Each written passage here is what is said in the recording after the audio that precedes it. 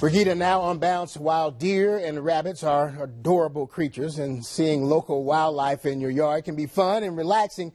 They sure can wreak havoc on the flowers and veggies you worked so hard to grow. And mosquitoes, well, they're just plain old annoying. I want to welcome back certified plant professional Tracy Black to help you get some control of your yard. She's a regular here on WBTV News.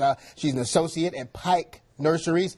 Good to have you back. And first of all, I came out of my house the other day and I noticed things that don't seem right. And as soon as I stepped out of my back door, there was a rabbit staring at me, and we had a stare down contest for about because I wasn't going by him. Yeah, he won. I went the other way. But they look cute, but they can cause havoc. Oh, First of all, stagnant water is really a no-no, right? Yeah, any stagnant water just attracts mosquitoes. They lay their eggs in it, so it's breeding grounds. Anytime you have something like that, if you can tip it over, dump it out, best way to keep them down.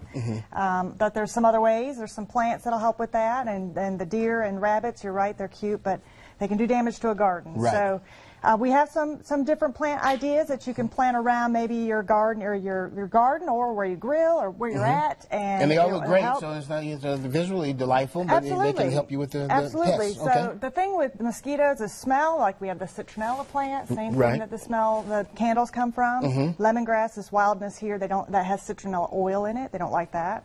And then the deer and bunnies, they don't like anything with a smell or a funny feel, texture. Right. So that's what we kind of keep in mind for that. So these are some options for that. How easy are these to take care of? Because a lot of people ask that They're question. good. They're perennial, so they need full sun, so 6+ hours of sun a day. Other than that, water them right now, every day at least, because it's so hot. But they are, most of these love heat and they thrive in those temperatures, so they're good for that. All right, now what are some great mosquito repellents? Because some of them smell differently, and some people don't like the smell. But do the ones that smell worse actually help you better? I don't think so. I mean, the smell, obviously, citronella, they're masked with other smells, so it's more pleasing to us, but the main ingredients are what you're after there, so smell not so much. But if you have like a pond or something like that, they're again perfect place for mosquitoes. So these little drops you put into standing water. It taints the water and mosquito larvae can't survive. So you're stopping the cycle. So those are great. They're very safe on fish.